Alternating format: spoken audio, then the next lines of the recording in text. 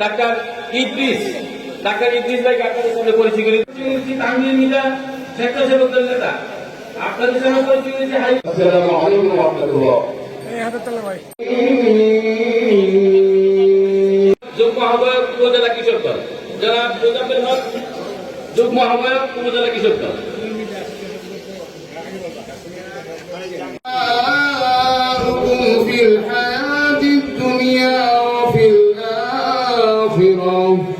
জনসভা সম্মানিত সভাপতি, আমাদের যে লালসা সেই বাংলাদেশের স্বাধীনতা ঘোষক জনাব শহীদ প্রেসিডেন্ট জিয়া রহমানের বাণীটা আমরা কি সেটা পালন করতে পেরেছি? সুসময় কি আমরা ছিলাম? পলায় এক বই কিছু পাত্তা নাই। বিএনপির সভাপতির দায়িত্ব নিয়েছিলেন নবীনগরের গর্ব ব্রাহ্মণবাড়িয়া জেলা বিএনপির সংগ্রামী। আমরা দীর্ঘদিন আমরা পরাধীন ছিলাম, আমরা স্বাধীন ছিলাম। কথা আছে বাংলাদেশ বিজ্ঞান independent after the liberation war in 1971। আমরা স্বাধীন, কিন্তু আমরা স্বাধীন না। আমরা দীর্ঘ রক্তক্ষয়ী যুদ্ধের বিনিময়ে আমরা স্বাধীন অর্জন করি। তবে স্বাধীন প্রধান বক্তা হিসেবে উপস্থিত আছেন, তিলে তিলে সংগঠিত করেছেন এবং আমাদের ব্রাহ্মণবাড়িয়া নির্যাতনের একটি দোহাই দিয়ে তারা মুসলমান ছাত্রলীগ, যুবলীগ, ছাত্র ছাত্রী যারা আছে তাদেরকে সিঁদুর পরিয়ে, শাখা পরিয়ে, শাহবাগের পরে আরেকটি প্রতীকী অভ্যুত্থানের চেষ্টা করেছে দেশ এবং বিদেশি মিডিয়ার। 17 বছর পর আজকে খোলা আকাশে এবং মুক্ত বাতাসে আমরা বক্তব্য দিতে পারছি। আপনাদের অত্র ইউনিয়নের বিএনপি সম্মেলন আমরা আলী আহমদ ভাইয়ের বাসায় ছাদের উপর করতে হয়েছে। পুলিশ বারবার আমাদেরকে গ্রেপ্তার করবে, আসবে, হুমকি দিচ্ছে, এই সেই করছে।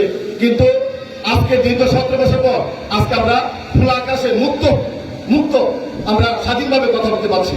সেই স্বাধীনতা অর্জনকে ধরে রাখার জন্য আমাদের প্রথম স্টেজ পার হয়েছে। আমাদের ভারপ্রাপ্ত চেয়ারম্যান তারেক রহমান বলেছে আমাদের আগামী দিনে একটি কঠিন চ্যালেঞ্জ আছে, সেটা হচ্ছে এই তত্ত্বাবধায়ক সরকারে যে অবাধ সুষ্ঠু নির্বাচন হবে, সেই নির্বাচনে জনগণ যেন দামি শেষে ভোট দিয়ে বিএনপির প্রার্থীকে যেন বিজয়ী করে, সেভাবে আমরা জনগণের সাথে আচরণ করব। আমরা বিএনপি আওয়ামী লীগ এক না, এটা আমাদের বুঝাতে হবে। আওয়ামী লীগ যে কাজ করেছে আমরা যে সেটাই মনে করি, তারা বলবে যে বিএনপি আওয়ামী লীগ তফাৎ নাই। তারা আমাদেরকে রাতের বেলা আমাদেরকে বাসায় থাকতে দেয় নাই, মামলা হামলা গুম খুন করেছে।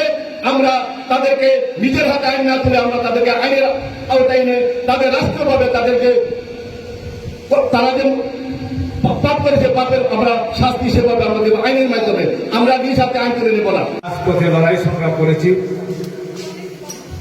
একটা দাবি নিয়ে। সেই দাবিটা কি ছিল? বাংলাদেশের মানুষের ভোটের অধিকার প্রতিষ্ঠা করার জন্য। বিগত 16 বছর এদেশের মানুষ তাদের ভোট প্রয়োগ করতে পারে। আমাদের দাবি ছিল বাংলাদেশে নির্দলীয় তত্ত্বাবধায়ক সরকারের অধীনে একটি নির্বাচন হবে। সেই নির্বাচনে জনগণ তাদের ভোটাধিকার প্রয়োগ করবে, যাকে খুশি তাকে তারা ভোট দেবে।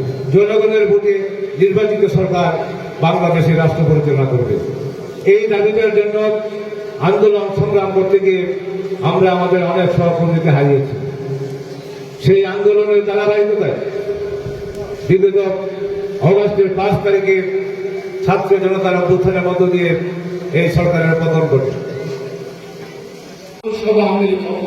আমি এটার ব্যাখ্যায় বলবো এই কারণে, আমি 2006 সালে দেখেছি লাঠি বৈঠার রঙ্গ খেলা, লাঠি দিয়ে বৈঠা নিয়ে কিভাবে মানুষ হত্যা করেছে।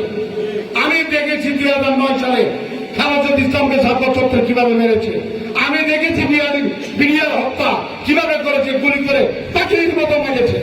আমি দেখেছি এই দীর্ঘ 17 বছরে 1500-1600 লোকের মতো বিএনপির ছাত্র যুবদলকে কিভাবে গুলিতে হত্যা করে মেরেছে। আমি দেখেছি 2024 সালে এখন পর্যন্ত 1,000-এর উপর ছাত্র, বিএনপি, সাধারণ জনতা 1,000-এর উপর গুলিকে হত্যা করে মেরেছে। এই আওয়ামী লীগ হত্যাকারী একটা সংগঠন। তাদেরকে আওয়ামী লীগের উদ্দেশ্যে আমি বলতে চাই, আপনাদের নেত্রী পালিয়ে দিয়েছে। আমাদের নেত্রী জীবনের সাথে যুদ্ধ করছে। সাহস থাকলে আপনি যদি বলেন